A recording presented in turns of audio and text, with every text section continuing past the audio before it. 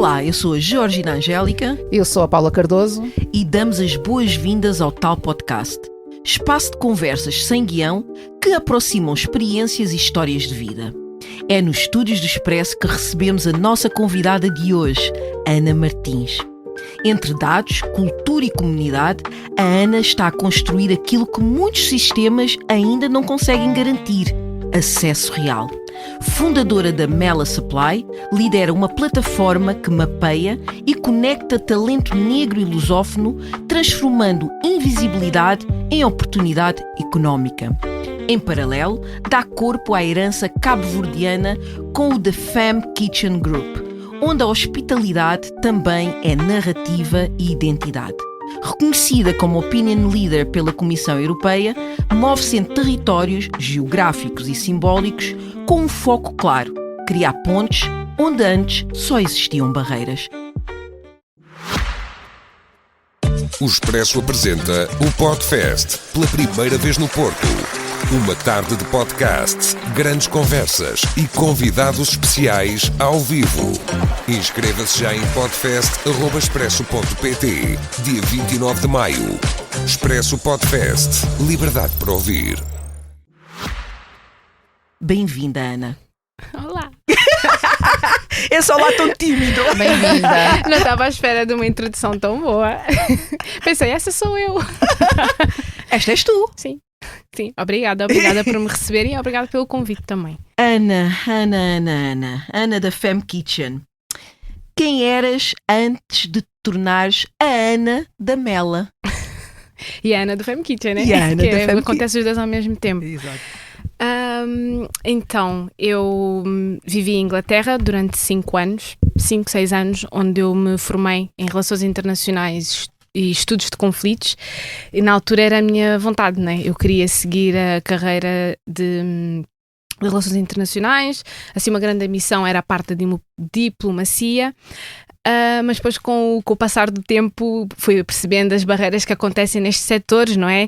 Não sou filha assim de ninguém muito importante para conseguir alcançar esses lugares, na minha perspectiva, não é? Na minha experiência e no meu percurso.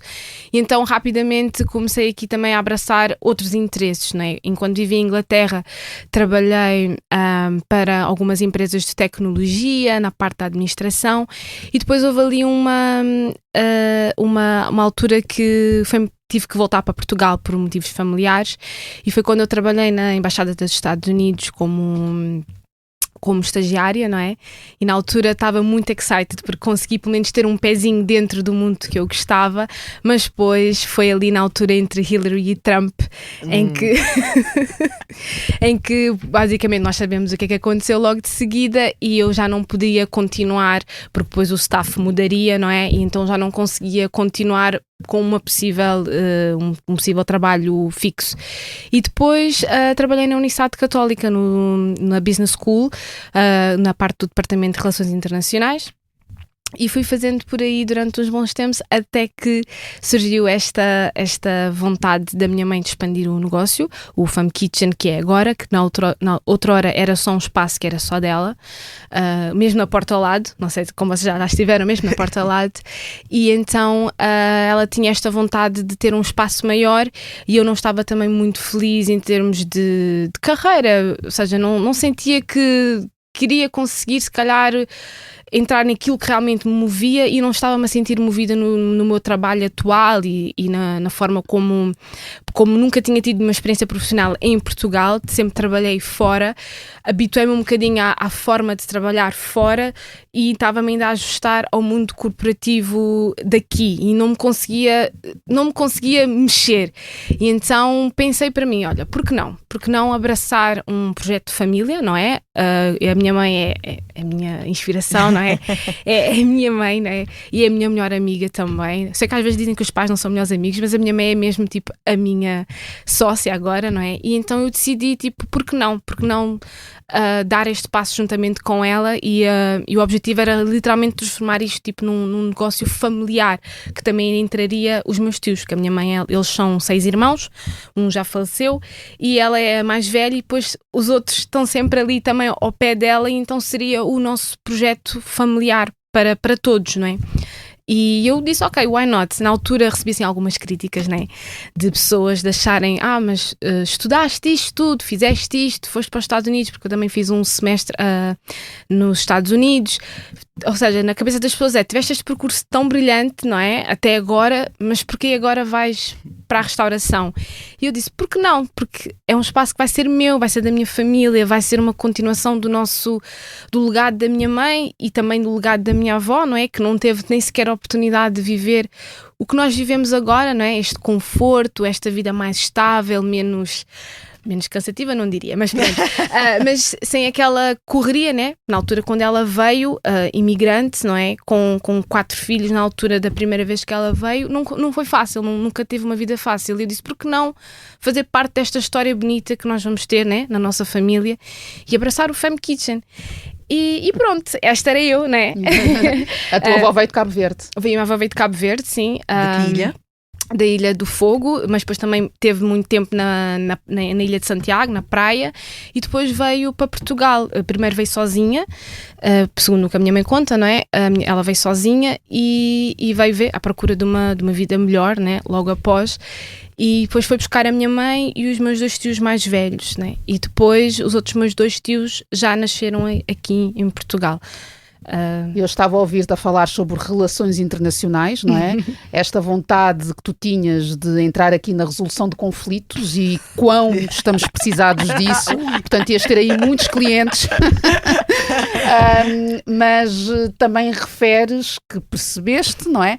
Que não tens um apelido. Sim. E eu tendo sido uma pessoa que também estudou relações internacionais, eu sei que há toda uma linhagem de diplomatas nas famílias e enfim. Quando é que tu percebeste, primeiro que sonho é que tu tinhas efetivamente, porque resolução de conflitos é assim uma coisa muito ampla, não é? O que é que tu te imaginavas a fazer e onde também? Em que contexto? Seria em Portugal? Seria em Inglaterra? Seria sempre fora. Sim, eu sempre, desde o momento que a minha mãe, porque eu sou filha única, né? E fui criada pela minha avó e pela minha mãe, o meu pai esteve praticamente sempre ausente na minha vida, não é? E então eu sempre quis experimentar outras coisas e sempre fui felizarda porque a minha mãe sempre foi muito risk taker, né? Sempre de arriscar, sempre vi a minha mãe e a minha avó sempre a tomarem riscos e irem atrás de coisas que as pessoas dizem não podes ou tem cuidado, não, assim não é para ti. E sempre vi elas as duas sempre a irem com tudo. Então eu sempre quis também ser mais, né? Sempre tive esta Eram questão. os teus exemplos, exatamente. Não é? Era Na altura, eu primeiro, quando era mais pequena, a minha avó teve cancro e eu dizia sempre que queria ser médica para poder curar a minha avó. E depois, obviamente, quando nós somos pequeninos, nós temos esta noção de que parece que as avós são eternas, não é? E obviamente eu tive que ir ao longo da vida abandonar esta ideia porque foi-me a perceber o quão frágil são as nossas vidas e o quão frágil é o tempo que nós temos com os nossos familiares, não é? Daí também eu ser uma pessoa muito ligada à família. E então, depois de ser médica, pensei, o que é que eu quero ser? E eu sempre me senti uma visionária, sempre uma pessoa muito fora da caixa e sempre com vontade de ser mais e de conhecer as outras culturas. Quando a minha mãe me deixou estudar fora, né, que eu disse assim Quando me deixou, veio um processo. Não, porque é o que a minha mãe disse. A minha avó sempre foi risk taker, mas também sempre muito tradicional na criação de meninas, não é? E a minha mãe, acho que eu sou aquela pessoa que exemplificou que ela talvez não possa ter conseguido arriscar na juventude, não é? E então quando eu perguntei a ela, assim no almoço de família com muita gente, será que eu posso estudar fora? Porque eu vi uma empresa que ajuda a fazer candidaturas para o Reino Unido. Será ela? Se não fores para gastar dinheiro, podes ir. E eu, ótimo. Gasta-se sempre dinheiro. Porque na altura tinha aqueles acordos da União Europeia. Claro. Então, ótimo. Eu vou. E fiz tudo sozinha, fiz o meu processo de candidatura toda sozinha, pesquisei. Na altura até tinha marcado uma reunião com essa tal empresa, mas pensei, isto é muito caro, ela, vou gastar este dinheiro aqui e eles não vão dar assim muito mais do que aquilo que eu possa conseguir sozinha. Então pesquisei, utilizei os contactos do restaurante que a minha mãe tinha de mais pequenino para fazer as traduções e etc. E fui aí. E a escolha do curso veio muito disso. Eu queria estudar uma coisa que depois me continuasse a pôr assim no mundo, não é? A viajar. Era esta noção, né? Os diplomatas, trabalhar com NGOs, United Nations, era aquilo que eu ansiava. Mas depois, ao estudar também, não é? Fui-me apercebendo que poderia continuar a impactar o mundo de outras formas, porque depois apercebi-me da dificuldade, não poderia ser diplomata no Reino Unido, porque obviamente, não é?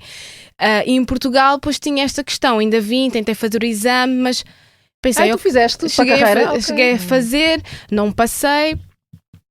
mas eu pensei, quero continuar a ter esta visão no mundo, então também me estabeleci no Reino Unido, fiz o semestre nos Estados Unidos, em São Francisco, no meu segundo ano de curso. Em que universidade? Na São Francisco State University. Estive a fazer uns 6 meses de study abroad, não é? Eu só estou a pensar no não gasto muito dinheiro, foi logo para São Francisco depois. Exato. E eu estou a pensar, eu estive em São Francisco há 25 anos atrás. Uau. 25 anos atrás. Diz-me... Nós temos percursos semelhantes, né? Porque nós estudámos na mesma universidade. Sim, na London Metropolitan University. Pois foi. Exatamente. Na mesma universidade. E as Paulas da Relações Internacionais. It's meant to be.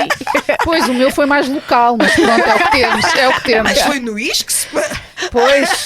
Nós estudámos as duas no ISCS, mas em cursos diferentes. Ok. E depois na Inglaterra, pronto, foi onde eu estudei Educação de Infância. Eu acho que cortei-te, estavas a falar. Já agora não, era São Francisco, a cidade cara, mas tu perguntaste em que universidade. Exatamente, mas estavas a falar sobre São Francisco. Sim, ali foi penar, né? Tipo, para viver o American Dream, foi literalmente tipo penar durante 6 meses para conseguir chegar até ao final. Mas foi uma experiência muito boa, foi um grande abre-olhos, né, para outra cultura. Faz-me pensar que eu não quero viver nos Estados Unidos. Mas foi imediato? Foi um bocado imediato. Acho que viver em Inglaterra e depois temos a experiência de Portugal, a forma como nós somos aqui na Europa, não é? E a forma como eles são é completamente diferente. E como é que são? Eu acho que eles, não critico, não é? Mas eles são mais selfish, mais egoístas no pensamento. É mesmo tipo, cada um por si, depois lá na frente a gente se junta, não é? Me, myself and I. Exato, que é muito esta cena esta coisa do self-made, né? Isto é o American Dream, é o self-made, a pessoa que conseguiu chegar àquele sonho americano, não é? E então, não é para mim porque eu sinto que na mesma nós perguntámos aos nossos colegas a questão do serviço de saúde, como é que é possível as pessoas, pronto, não serem assistidas e etc. Eles, porque pronto, a pessoa não conseguiu. Eu pensei, mas isso é impensável. Para tipo, nós é assim. Na Europa é impensável pensares assim, não é? A gente sabe que os nossos impostos vão para uma base social, não é? E está tudo bem para nós, mas para eles acho que causa assim um bocado de confusão. E depois achei assim um bocado, é muita gente. Eu acho que os problemas que eles tentam resolver fora, eles têm muito para resolver. E então eu pensei, tipo, não é para mim, prefiro resolver os problemas do outro lado do oceano, que é melhor, porque aqui acho que foi mesmo só uma experiência, também foi um check no currículo, não é? E foi uma experiência boa, mas com calma, não é para ir de férias.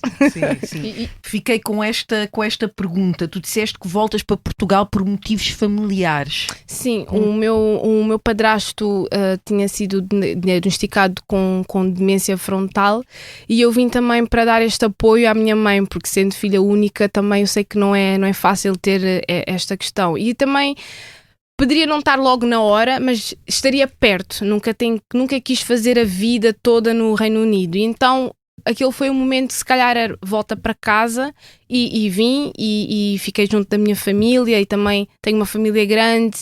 Acho que a gente pensa, ok, viver fora é muito bom, mas depois perdemos vários momentos das pessoas que a gente ama, né? E como eu tinha referido, eu sou muito família e então também sentia muitas saudades e dos meus primos, dos meus tios, porque sempre fomos criados todos juntos, né? Sempre aquele grupo e agora eu era aquela que vivia fora, né?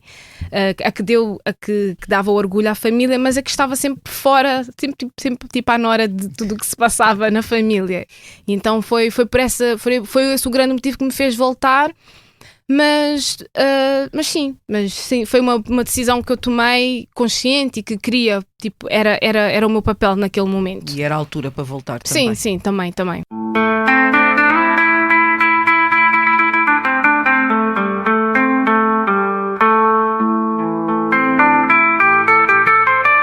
Há uma diplomacia da gastronomia também? Ou seja, achas que resolvemos muitas coisas quando nos conseguimos sentar à mesa a comer e a desfrutar? Eu acho que sim, eu acho que sim. Eu acho que quando a Georgina estava no último evento que nós fizemos na Mela e eu gosto sempre de fazer eventos com comida, não é? Tipo, tem que ter sempre comida, porque às vezes a gente quando vai a muitos eventos dão aquele coffee break e eu fico sempre com fome. E eu disse, não, eu preciso ter aqui comida tipo de garfo e faca.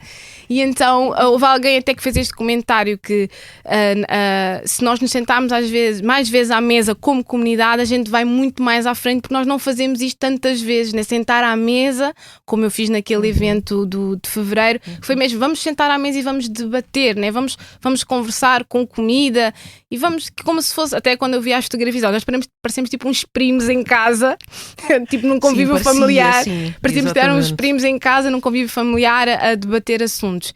Eu acho que sim, eu acho que a gastronomia resolve muito. E até ali depois para os copinhos a gente já está mais leves e a gente já resolve ali muitas coisas. Portanto, anda muita gente mal alimentada no mundo. Eu acho que sim, eu acho que anda muita gente mal alimentada no mundo. E os coffee breaks, por favor.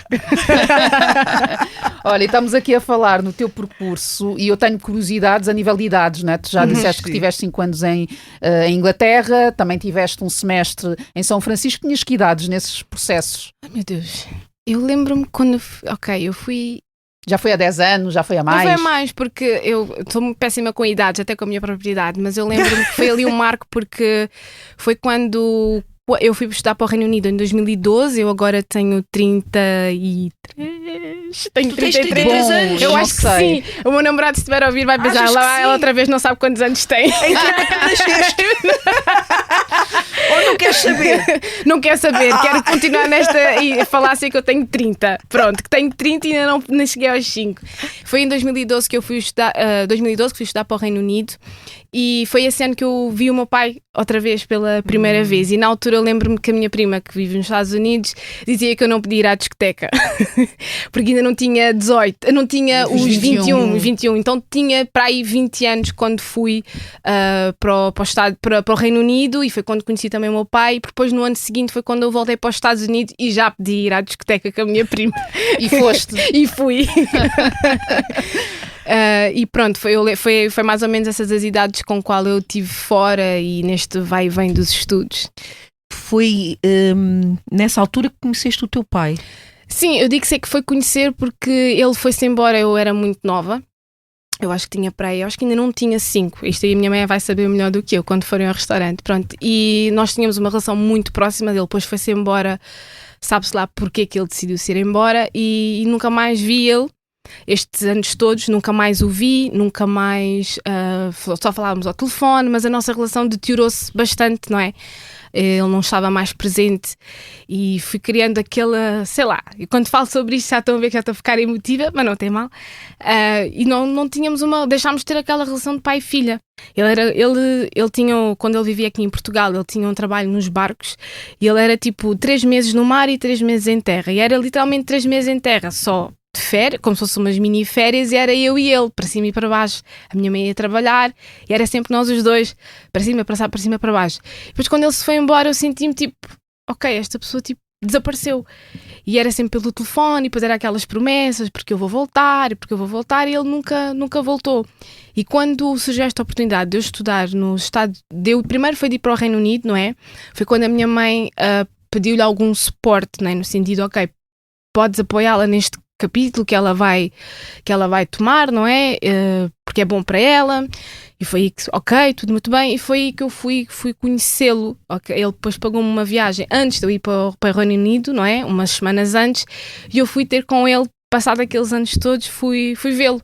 Foi literalmente conhecê-lo outra vez, né? Ele deixou-me pequenino e encontrou tipo uma mulher, né? Uma mulher. E por isso é que é bem marcante aqui este início da minha fase académica, né? De estudar fora e ver, foi literalmente... E foi, em toda a minha vida, foi a segunda vez. Depois, quando eu estive lá no semestre, fui ter com ele a Boston, que era o estado onde ele estava, e foi literalmente as 2 únicas vezes que eu tive com ele. E depois, entretanto, em 2019 ele faleceu. Em 2020 ele faleceu e nunca mais nos vimos. E pronto, é algo que eu carrego, não é? Para muito... É uma situação que às vezes a gente pensa. Normalmente a gente diz que os pais fazem escolhas e nós não temos culpa, e não temos culpa da forma como nós agimos, não é? Durante o resto, como é que a gente resolve reagir à presença ou à não presença deles. Mas eu às vezes fico a pensar, será que eu também podia ter ido lá? Será que eu poderia ter dado o braço a torcer? Que agora fica sempre muito mais difícil quando a pessoa não cá está, não é? Olha, respira, toma o teu tempo. Não, sim, fica assim difícil quando a pessoa não está cá mais, não é? De refazer ou de amendar alguma coisa que a gente quisesse fazer. E é sempre é estranho para mim dizer, eu só conheci o meu pai outra vez quando eu tinha 20 e depois só quando tive ali 21, que fui muito esporadicamente, semanas, e depois nunca mais consegui nem sequer reconciliar o que tínhamos para reconciliar, né? Porque depois a gente sabe que os pais africanos são mais tough, né? Na cabeça dele ele nunca errou, não é? Nunca percebeu dos danos que ele se calhar possa ter causado ao longo do meu percurso, ou se calhar nós podíamos ter sido melhores. E então ficou agora isto aqui no ar, né? Portanto, quando eu recebi a notícia, na altura eu até dizia de boca cheia, eu não vou me importar se um dia isso acontecesse, não é? E é mentira. Claro. Foi automaticamente uma mentira, porque senti-me tipo, ok, tipo, realmente já não tenho mais nenhuma oportunidade de falar com esta pessoa, né? E muitas vezes eu sentia tipo, quando ele às vezes queria vir fazer contato comigo, eu estava chateada, né? Com alguma coisa, porque lhe pedia ajuda e ele demorava, ele não tinha aquela... Como as mães, né? As mães são muito prontas a ajudar. Tipo, se eu disser à minha mãe, não comi o dia todo. Tipo, se a minha está fora, não comi, meu Deus. Eu lembro que a minha mãe ligava, havia um incêndio nos Estados Unidos. Disse, mãe, eu estou na Califórnia, em São Francisco. E aconteceu em Nova York. Não sei quantos quilómetros, né? Tipo, é São Francisco, mas ainda tem muito Sim, caminho. é Tipo, há muitas cidades aqui, pronto. E ele e chateava-me que ele não era tão pronto.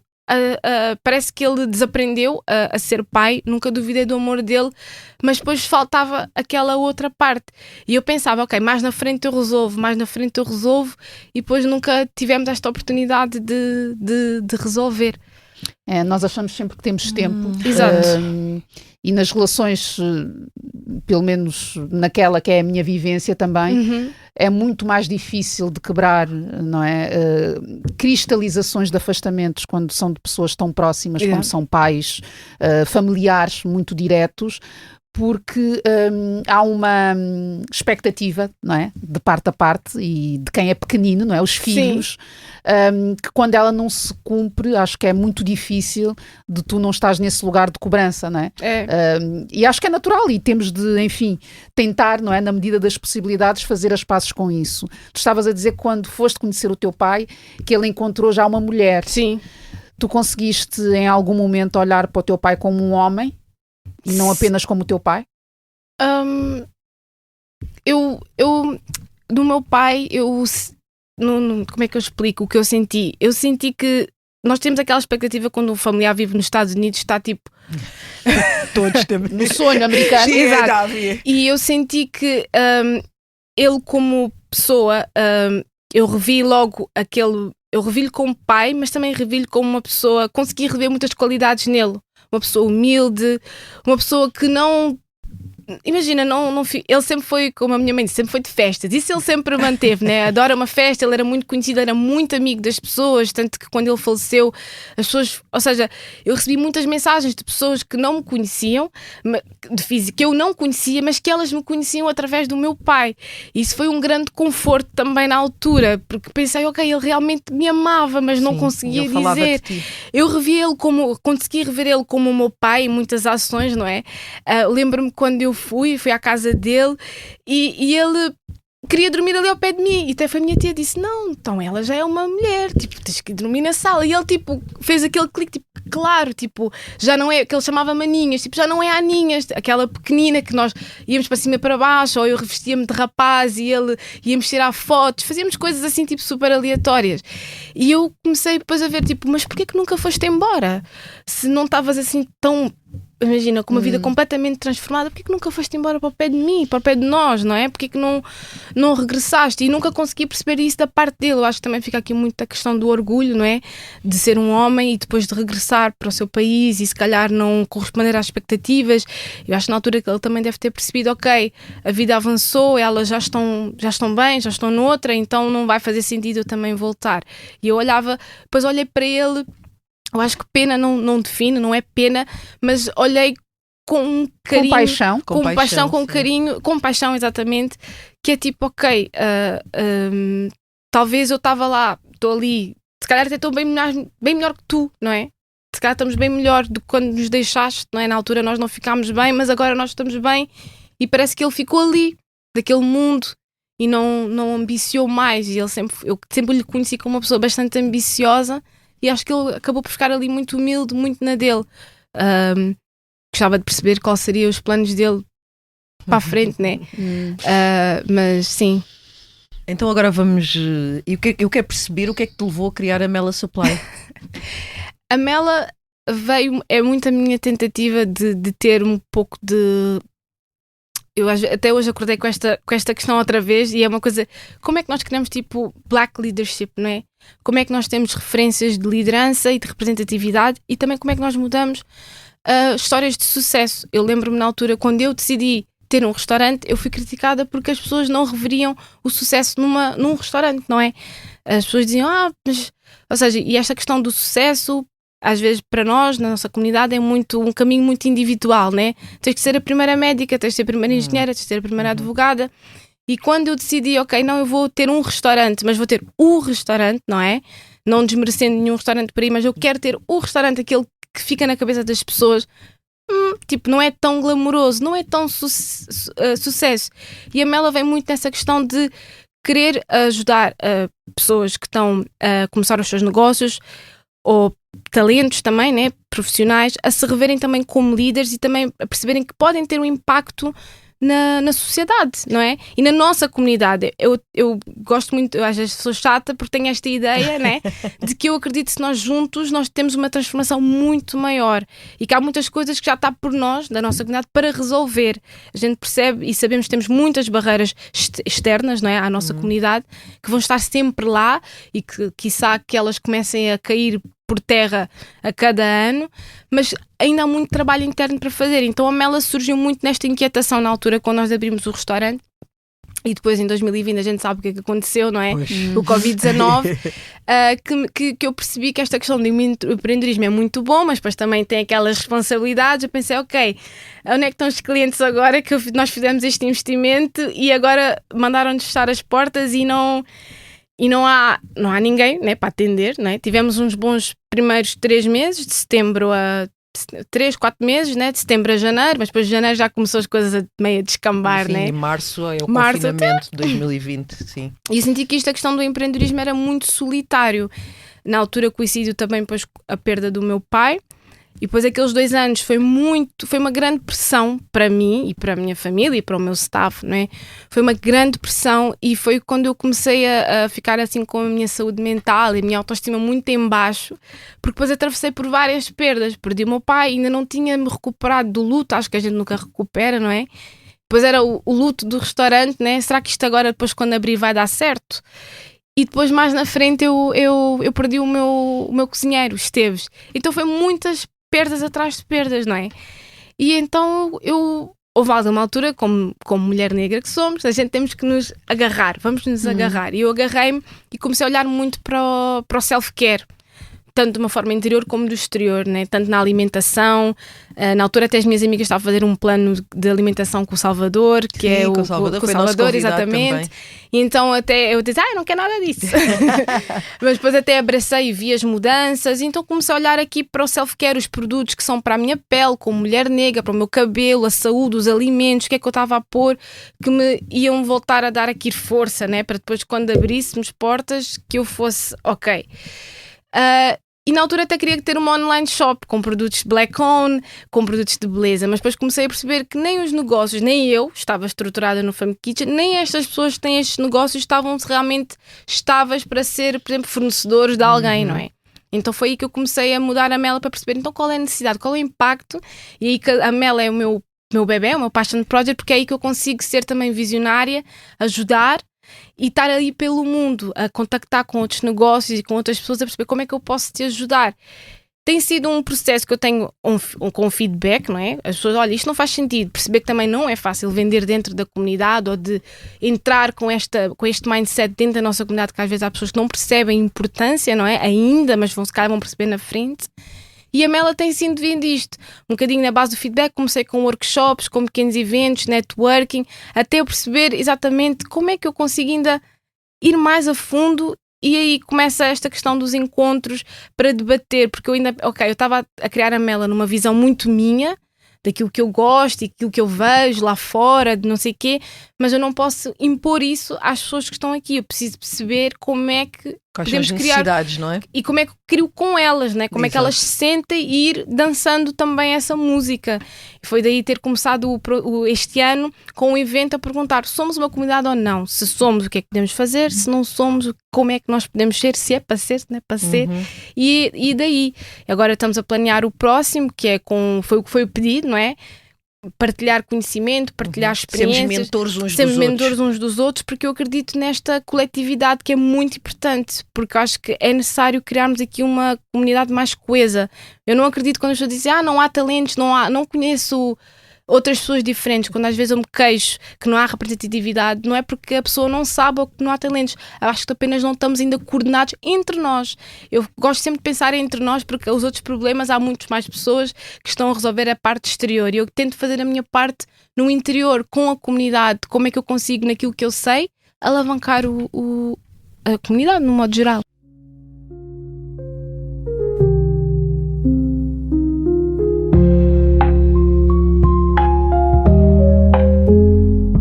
Qual é que é a tua visão? Dizes que não quiseste impor a tua visão e quiseste ouvir, é nesse processo que está o projeto, mas com que visão é que tu iniciaste? O que é que tu trazias? O que é que tu vias? Eu trazia esta questão de que é aquela... de incentivar as pessoas a gastar entre nós, de recomendar Black Money. Mas depois percebi que é muito difícil, porque...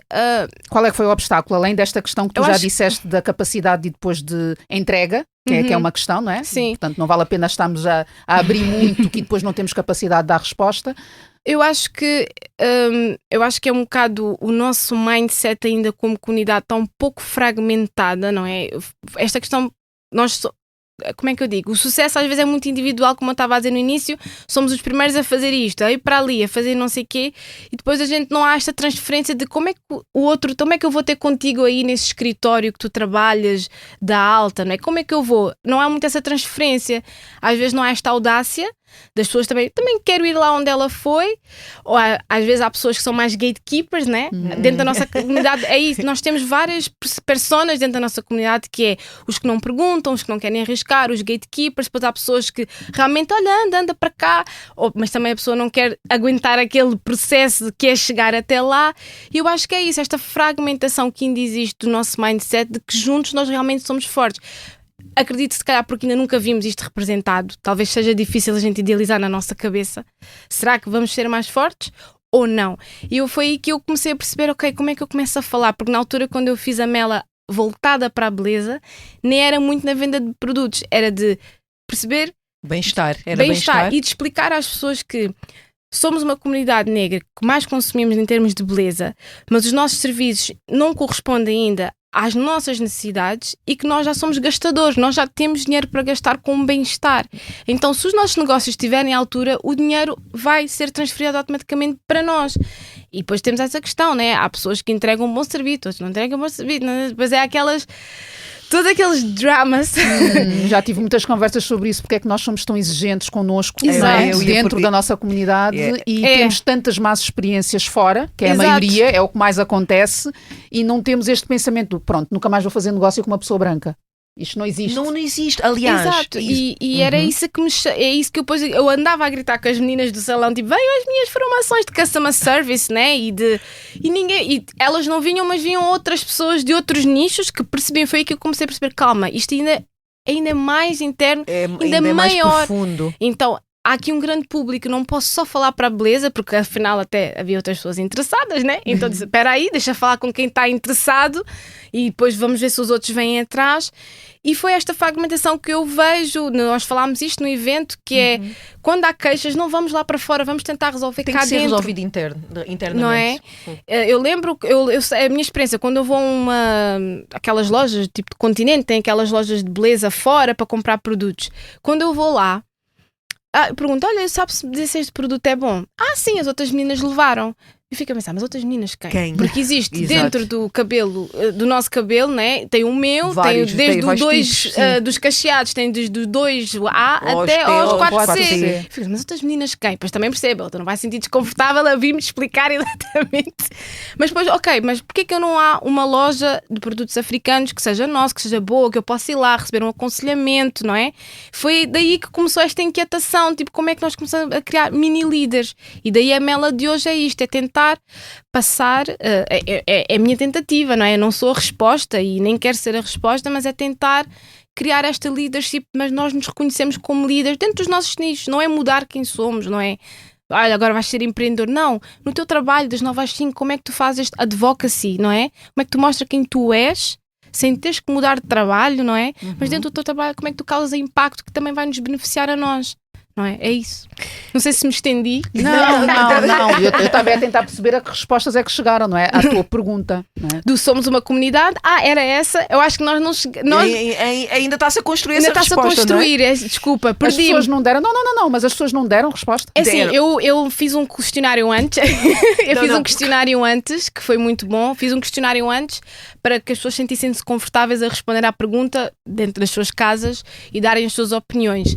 E a maioria foi que ainda não, mas é possível. Era uma das formas de responder se somos, não somos ou se é possível. E a maioria foi ainda não somos, mas é possível. Foi falado de barreiras e foi falado muito sobre o ego, a confiança. Falaram também sobre os espaços que nos representem, não é? A gente ir ali ao sítio do fulano ou da fulana e de saber que se é para falar sobre Black Ownership, não sei o quê, é ali naquele espaço que nós... Olha, por exemplo, o tal podcast, não é? Há haver mais o tais podcast ou lugares de fala, não é? Que a gente se sinta visto, foi isso que foi falado, foi o ego, a confiança, espaços de representatividade. E depois no dia eu imprimi os cartões das respostas anónimas para que nós debatêssemos. Foi bom para mim, não sei, a Georgina já que estava lá também para dar feedback em mão, para mim foi bom que acho que todos nós percebemos que a resposta está muito interna, a resposta da mudança e da resposta para que sejamos, tem que vir de nós, e foi muito pedido esta questão do skill sharing, né? Vamos começar a partilhar conhecimento. Foi bom perceber que todas as pessoas que estavam ali naquele dia foram muito rápidas a dizer, ok, vamos deixar de lamentar e vamos já passar à ação. Aquilo foi quase como se fosse tipo um confessionário. Toda a gente desabafou. O objetivo até do dia era desabafar e ação, mas eu deixei que continuasse como estava, né? As pessoas foram falando.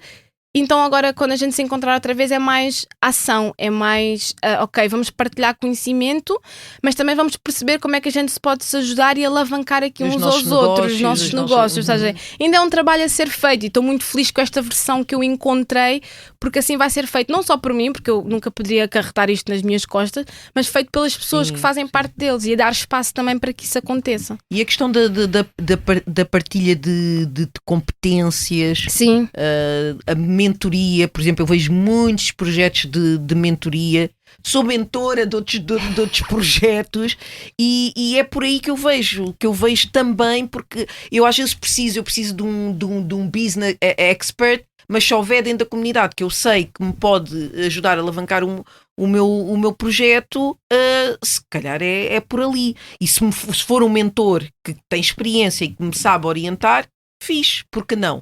Mas eu acho que a mentoria é uma das soluções. Eu acredito muito que a educação muda e nos transforma e abre o nosso pensamento. E às vezes alguns negócios ou pessoas podemos estar stuck. Às vezes o dinheiro, obviamente, é sempre um grande problema na vida geral de todo o mundo, não é? Mas o conhecimento e o acesso e a partilha, ou seja, eu sei o que a Paula não sei, a Paula sabe mais do que eu vou aprender com ela e depois a Paula vai se lembrar coisas que eu não sei. E eu vou me lembrar da Paula também para ir recomendá-la noutro lugar. Exato. É o acesso, que é algo que às vezes não existe muito nesta nossa comunidade, não é? O acesso que abre portas, mais do que dinheiro, o acesso. Abrimos portas uns para os outros. Exatamente. Olha, e tu utilizas muito o teu Instagram para partilhar reflexões. Sim. E uma delas traz esta ideia de que raramente me permite celebrar. Exato. Esse raramente já está a desaparecer. Como é que estamos nesse aspecto? Como é que está aí o campo das festas? Está a melhorar. Eu sei lá, às vezes parece que eu tenho um bocadinho medo do ego, não é? Eu acredito em Deus e no universo e peço sempre a Deus para nunca tire a minha capacidade de ser humilde e de discernimento, para que eu nunca deixe que o sucesso me ponha assim um bocadinho cega, o sucesso ou as boas coisas me ponha cega e eu deixo de ser quem eu sou e perca a minha essência e o meu caráter. Tenho sempre muito medo disso, não sei porquê. Nós temos sempre medo disso. Eu não tenho. Porque temos que aprender que falou sobre eu isso não tenho nada, nunca tive. E não sei. Eu acho que é porque tenho medos, claro, como qualquer ser humano, sim, mas esse não tenho. Tens que nos dar uma mentoria. Mas sim, eu fico feliz por ser. Estou-me a tentar celebrar cada vez mais. Quando eu disse à Janina, estou com medo de ir ao podcast. Exato. Nós somos muito gentis. E tu ali fora também partilhaste comigo, estavas com medo. Sei lá, tipo, pensei, oh meu Deus. E gosto sempre de estar ali na minha bolha, no meu fan kitchen, tipo ali no behind the scenes das coisas. Já me alimentaram tantas vezes e tão bem. Que medo é este? Mas estou-me a tentar celebrar mais. Mas também gostaria que esta celebração fosse coletiva, sabes? Porque às vezes é difícil também a gente acarretar este papel de role model, às vezes aos olhos de certas pessoas, né? E quero também que as celebrações sejam coletivas, que haja mais pessoas a serem celebradas ao mesmo tempo do que eu, porque esta cena do síndrome da única pessoa negra num lugar ou numa esfera já passou, não é? É mais importante também para mim agora ver se eu consigo trazer mais pessoas ao meu lado e sermos celebrados em conjunto, né? E pronto, depois mais na frente, quando ganhar o meu prémio de alguma coisa. Olha, tu és uma super colatriz, não é? Tu dizes que és uma super connector e eu lembrei-me logo, olha, super colatriz. Não, cola tudo, não é? Não, e ela é tão interessante porque estudou relações internacionais com a vertente de resolução de conflitos e olha o que ela está aqui a fazer. As ligações, o abrir portas. Eu agora ela envia-me assim, olha, tem esta coisa, pronto. E eu, sim, ok, fiz. Tu queres o e-mail da pessoa? Eu tenho, posso-te dar. E é giro, né? Não é giro, é importante, é essencial. É essencial, não precisam de ser coisas muito grandiosas, eu digo sempre isto, não precisam de ser, às vezes um puro, olha, gostei muito do que estás a fazer, opá, continua força, e às vezes esse tipo de incentivo vem num dia que realmente estamos a duvidar um pouco mais do impacto que estamos a causar, ou estamos com dúvida sobre nós mesmas, e basta isso que já ajuda, o contacto de uma contabilista, o contacto da pessoa que pode resolver isto ou aquilo, quer dizer, partilharmos entre nós, mesmo que informalmente, e depois vamos continuando a construir estas plataformas que tu, a Paula e tantas outras pessoas. A Mariama também, que começou, deu a parte do mapeamento. Exatamente, portanto, todos nós que estamos a tentar fazer o melhor que conseguimos com as ferramentas que temos. Eu acho que eu revejo muito isso que a minha mãe contava, que quando a minha avó veio de Cabo Verde, algumas tias minhas foram viver numa outra zona, que eu já não me lembro, acho que é para lá de Benfica, eu ainda não era nascida nem acontecida, e a minha avó ficou em Porto Salvo e tinha uma casa, não é? E na altura as pessoas criticavam, devias ir para para ali porque tem mais cabo-verdianos e é mais barato por causa da questão das barracas, Claro. etc. E a minha avó dizia, não, se fosse para viver nessas condições eu tinha ficado em Cabo Verde. E na altura, quando ela conseguiu aquela casa, todas as pessoas que vinham para Cabo Verde davam morada à minha avó. A minha mãe conta sempre, né, que a questão de a gente não ter, que ela não ter tido quarto, não é? Porque era muita gente que vinha, que ficava ali, depois dava aquele pontapé de saída, organizava-se e ia para a vida dele. E eu acho que eu bebo muito disso. A minha mãe também é assim, a minha mãe também é muito de ajudar, a minha mãe é muito para o próximo, e eu acho que eu aprendi isso delas, né? Tipo, vamos ali ajudar aquele, vamos. A minha mãe é aquele tipo de pessoa também que é capaz de comer, olha, vem passar o Natal connosco, e eu também digo, olha, vem, ou às vezes o meu namorado diz, não ofereças boleia porque nós temos sítio para ir, porque eu sou daquela, disse, olha, ele pode deixar em casa. Ai, tu é que pôs o namorado nessa situação. E ele às vezes, olha, não metas ninguém, vamos a uma festa, olha, estás avisado, é para ir porque a gente tem outro sítio para ir. Ah, está bem. Mas sabes que comigo teve um efeito um bocadinho ao contrário, porque a casa dos meus pais era esse lugar. Recebe toda a gente que vem durante anos e anos e anos e anos e anos, mas isso também fez-me analisar as coisas de um outro lugar. Sim, podemos e devemos acolher e ajudar e tudo mais, mas também temos que ter muito cuidado. Sim. Com este nosso espaço, com o nosso próprio bem-estar, Sim. porque às tantas esgotamos completamente a nossa energia e os nossos recursos. Sim, sem dúvida.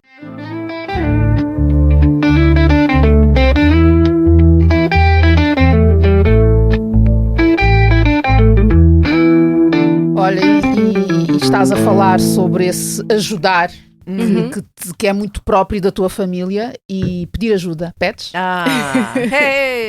Pergunta de 1 milhão de euros. Não é para Joker, o Joker é mais abaixo. Eu já estou a aprender a pedir ajuda e, por exemplo, vocês veem, né? Eu estou no restaurante, eu faço exatamente as coisas que toda a gente faz e, obviamente, agora já estou a perceber, ok, se eu quero ansiar a estas coisas todas grandiosas na vida, tenho que começar a delegar mais, a confiar mais, não que eu não confie, mas é aquela ansiedade, né? Tu não paras, mulher. Tipo, será que eu for e não vai... Nós fomos a Bruxelas e tu estavas, agora cheguei, ainda dá para ir? Já estava tudo entregue, chegamos tardíssimos, esperamos imenso no aeroporto e tu ainda estavas a dizer, ainda vai dar para... Eu acho que eles... Para fazer isso jantares. Não, eu acho que eles taparam a câmara para eu não ver durante o dia que estávamos em Bruxelas, mas por acaso a viagem de Bruxelas foi a primeira vez que eu estive fora do restaurante durante muito tempo, assim, 2 dias sem estar lá. Uma eternidade, não é? Exatamente. 2 dias. Foi 2 dias ou foi 24 horas? Já nem lembro. A maneira como tu falaste foi um mês. Uma semana. Não foram 2 dias de atividades, portanto Sim, foram foi. 2 dias. E por acaso eu tenho uma grande rede de apoio, né? Pessoas que a minha família, as meninas que trabalham comigo, são mesmo tipo a minha grande rede de apoio, são as minhas a minha claque, né, de cheerleaders, e acho que é mais a mim em confiar e de relaxar que está ainda o trabalho. Eu ainda já peço ajuda, mas ainda tenho que relaxar e deixar de pensar que posso controlar tudo, porque nós não podemos controlar tudo. Aliás, nós não controlamos nada, praticamente nada. E tu tens muitas pessoas que gostam muito de ti. Sim. Eu depois de termos convidado, houve quem dissesse, porque tem acontecido isto. Foi a Sara Coimbra da Vila Magui que disse, eu acho que a Ana Martins estava uma excelente convidada, e eu já está convidada.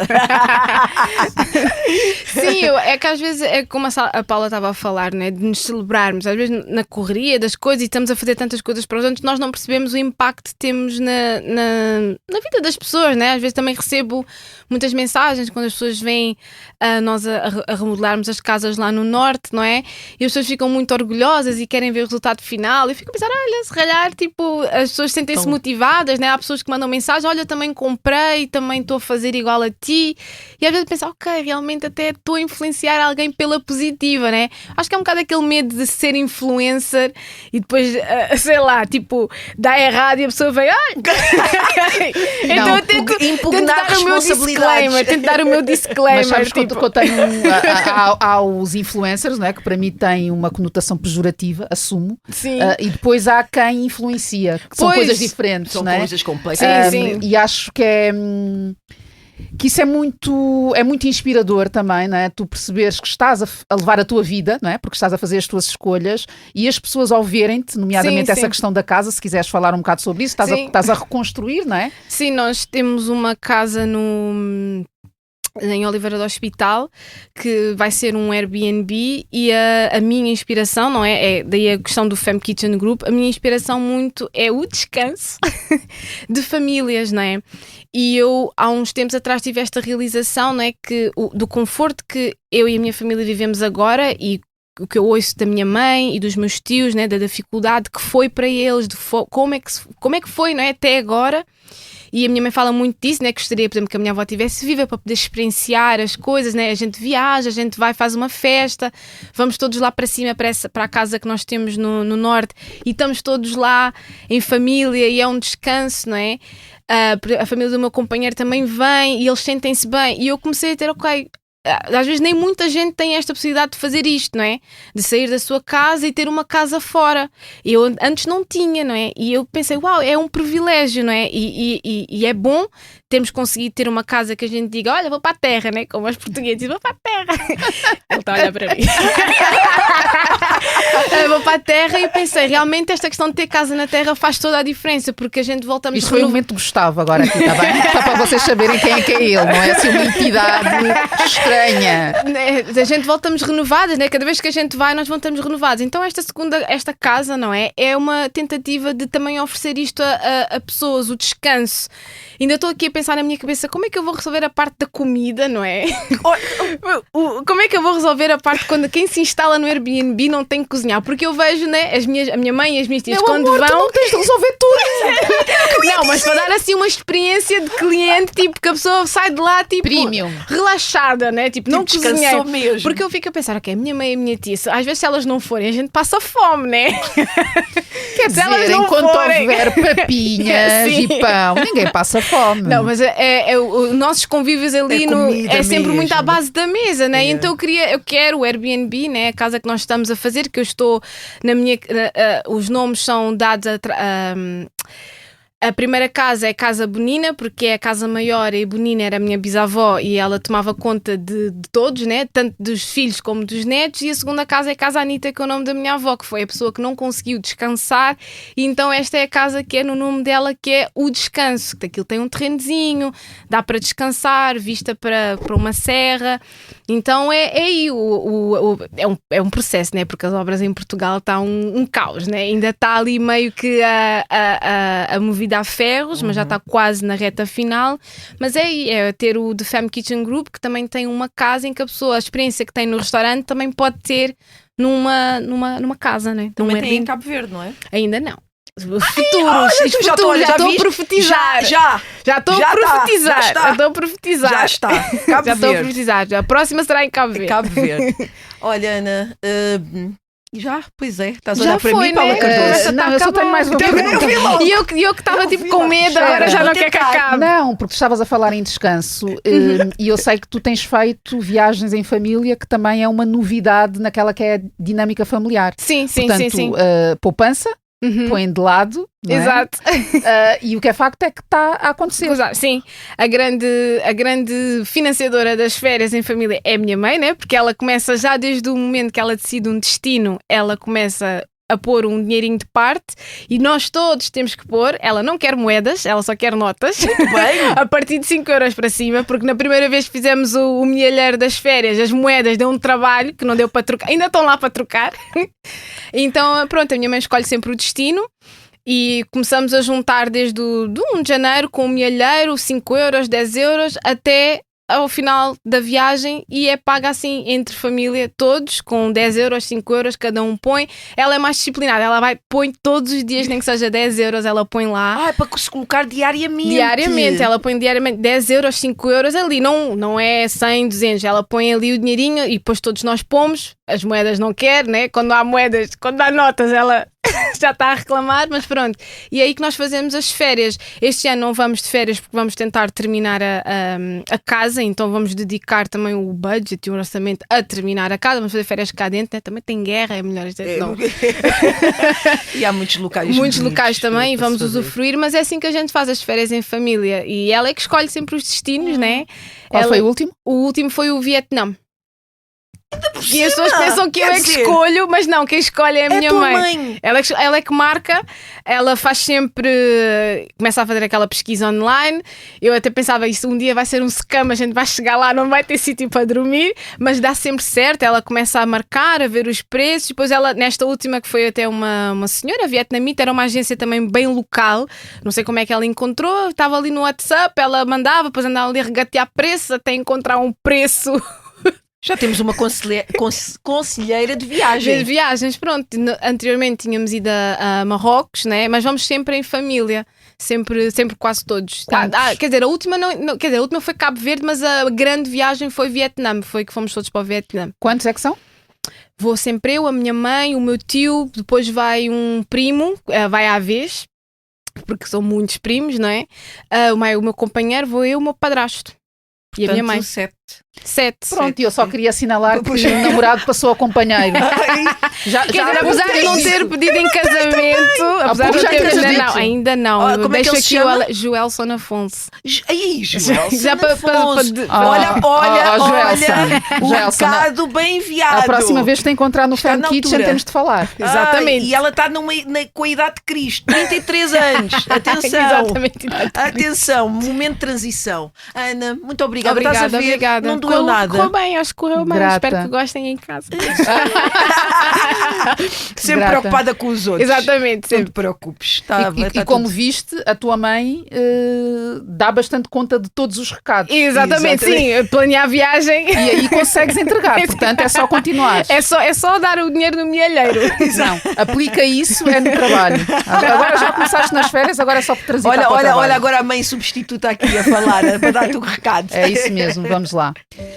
Este episódio tem gravação do Gustavo Carvalho e sonoplastia de Tomás Delfim, fotografia de Matilde Fieschi, capa de Tiago Pereira Santos e música original de Pedro Bernardino e Wilson Twice.